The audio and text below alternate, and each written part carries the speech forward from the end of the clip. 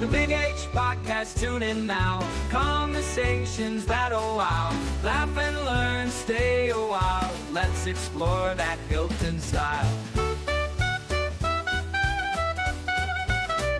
From the highs to the lows, every story just explodes. Mike's got questions on the go, diving deep from head to toe. Every week the guests align, sharing moments so divine. Stay with us, the pace is fine. Every episode you'll find. The Big H Podcast, tune in now. Conversations that'll wow. Laugh and learn, stay a while. Let's explore that Hilton style.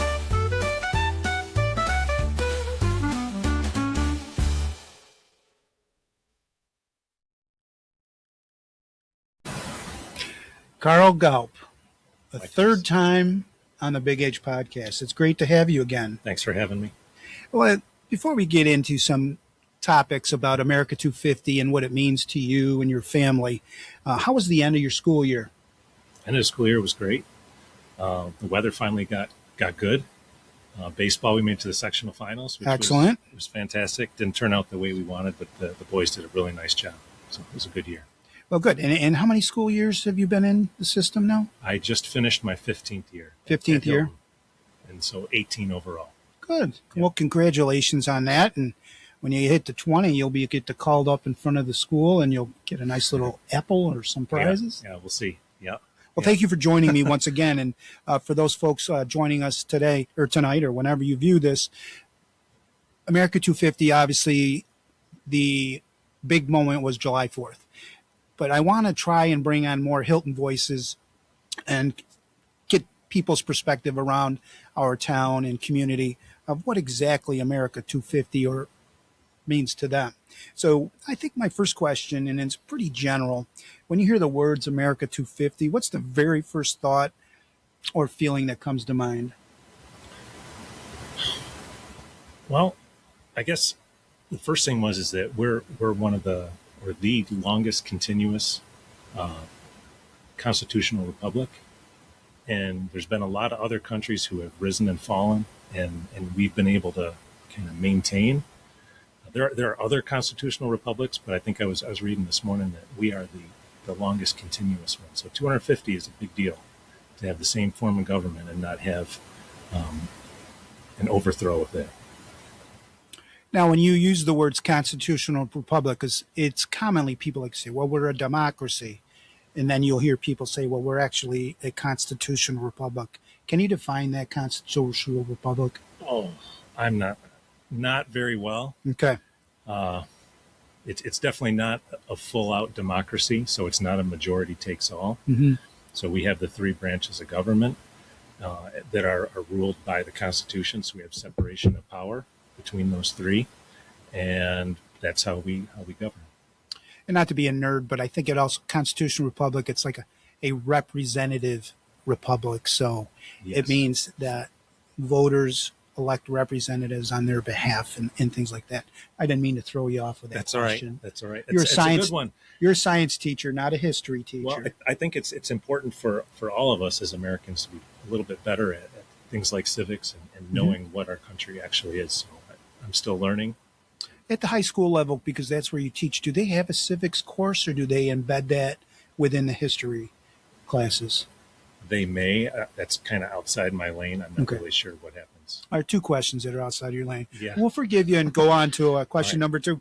Was there a particular moment or experience or person that made you appreciate our country in a deeper way?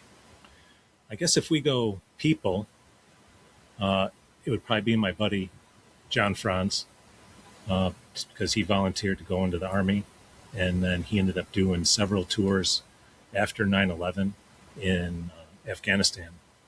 So that was the first time that I really didn't take it for granted. You kind of grow up in Hilton, and things are just good. And then the second time would have been during the pandemic, 2020.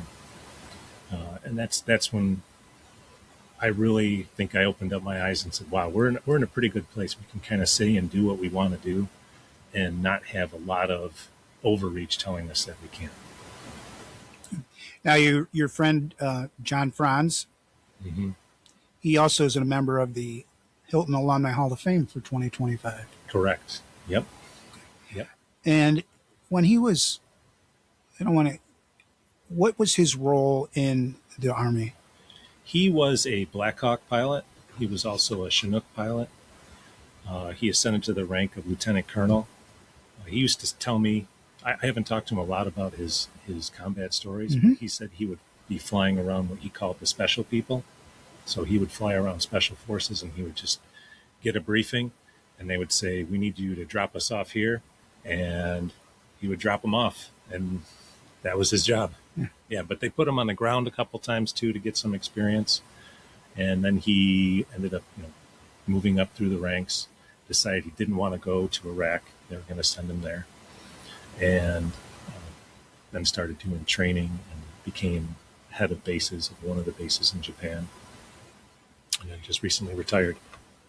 Now, you talked about the pandemic also being, can you give me a moment or an experience or a time during the pandemic where it made you feel that you did have the ability to have freedom? When I hesitate a little bit just because I don't want this to go in a certain direction, but when people were being told that you had to get a vaccine, and I classify myself as a scientist, I didn't see enough data to support it, and I chose not to, and I wasn't rounded up into a camp and forced to get it. I was able to make the choice. Okay. So that was kind of it. Very, very understandable. Thank you for answering that, because that's a tough one. What is about Hilton and this community that reflects the best of America? That small town feel, it's still present. My wife and I always joke that we love everyone in Hilton because you never really know who you're talking to. If you're talking to a stranger, that stranger may know somebody or know the person that you might be talking about. So talking ill of others is not really advised. It's not a good practice in general, but in Hilton, it can definitely get back to you. So I like that small town feel answer. Give me one example of that. You talked about when you shouldn't talk ill of people. What else? Give me one example of a small town feel in Hilton that makes it homey. Well, if I go to the Apple Fest and I walk down the street and I see people that I work with, I've gone to school with, friends of parents of my kids, people who know my son Will, because everyone knows Will in town at this point. So it's just, you don't feel like you're anonymous. People know you. People recognize you. Maybe they see you drive down the street or you're walking into towns. So you can't just, you're not on an island. Who has inspired you through service, sacrifice, kindness, or leadership? So I thought about this one for a while, and I finally landed with my mom. So my mother was not to go into a really long story, but she was orphaned at 6, and she had 3 younger siblings. So they were all put in an orphanage, and the family stipulated that the kids not be separated. So consequently, they weren't adopted. Their grandmother took them in on a farm. This was out in Clyde, and no electricity. And when she turned 18, her uncle showed up to the farm and said, pack a bag. I'm taking you into the city. And he had an apartment for her above his barbershop, I think, and said, okay, go get a job and have fun. So she was totally on her own. No parents, her uncle present, but then she had to make it on her own. Ended up having a successful career at Kodak, got herself a house. She had a 69 Camaro at one point. So she used to like to go to the racetracks.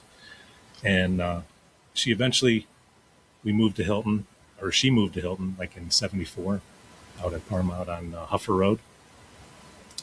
And she became kind of a pillar of St. Paul in town. Everyone knew her. She would help run the food cupboard and the bazaar and things like that, and the rummage sale. So, yeah, so I think she's an example of what you can do if you work hard and you're determined. She's still with us? She is not. She's been gone about a decade now. Yeah, and I think you can catch all that information on past podcasts, which I'll put the link down there in the comments. That's, I think,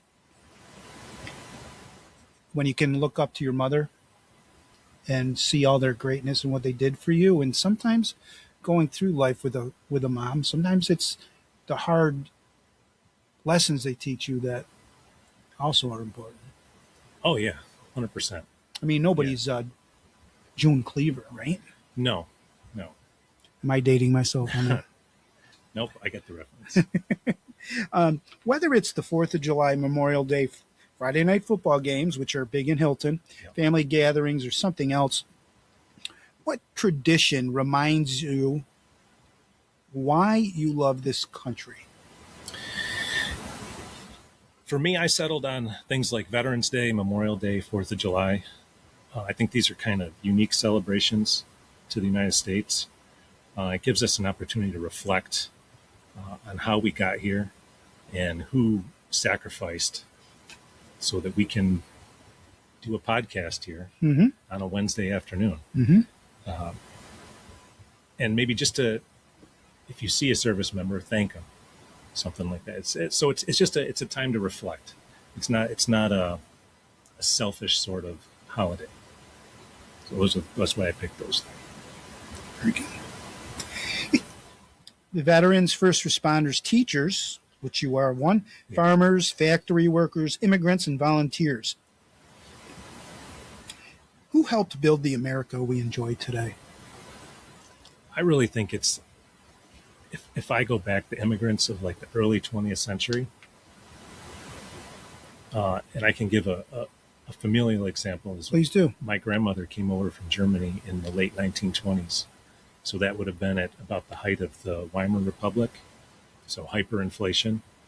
And she would tell stories about people taking wheelbarrows full of cash to buy a loaf of bread. And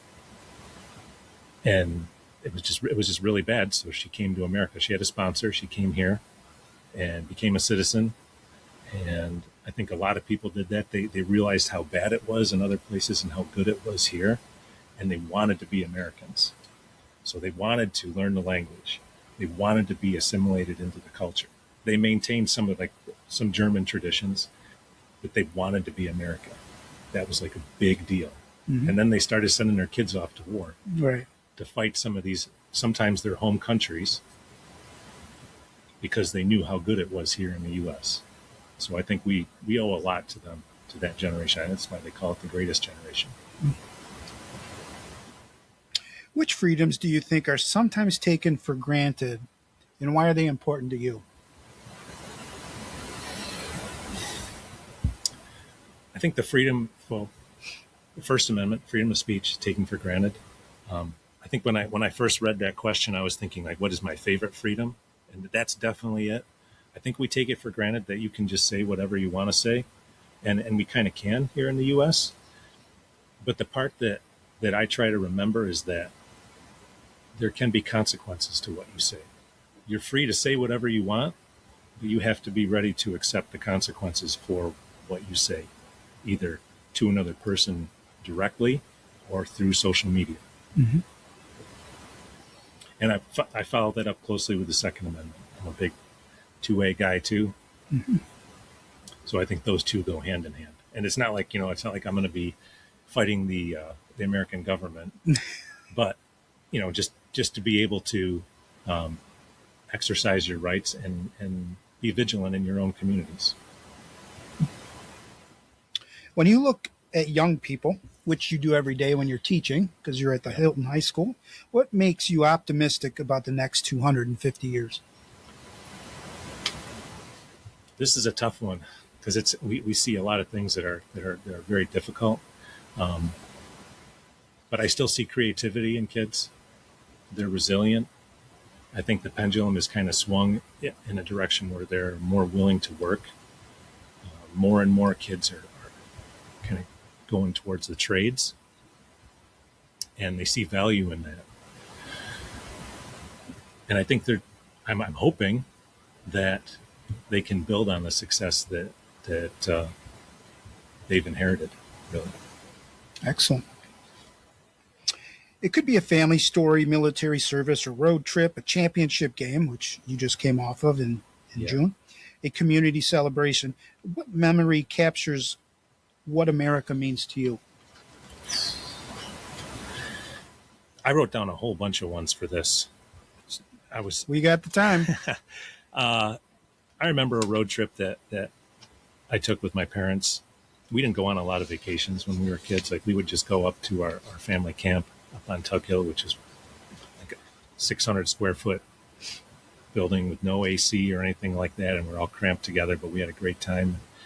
And my dad was not really a big travel at that point, but we went out to Lake George and we hit Storytown and went to Fort Ticonderoga.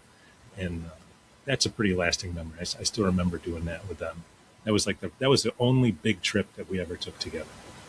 And then when my wife and I moved down to Florida, when I started grad school, we stopped in Gettysburg, and that was eye-opening. That was such a cool place to be.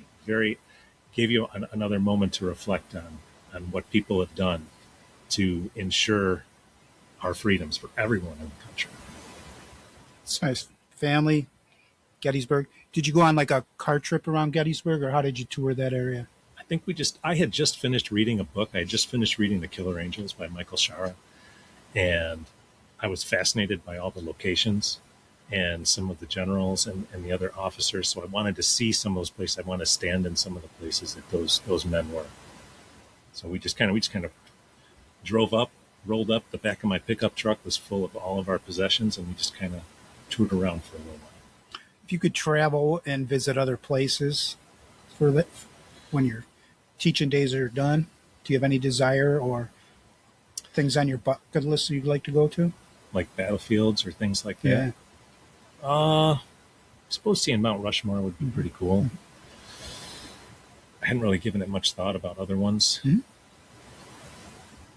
I got one last question. Okay. Oh, well, then a bonus, actually.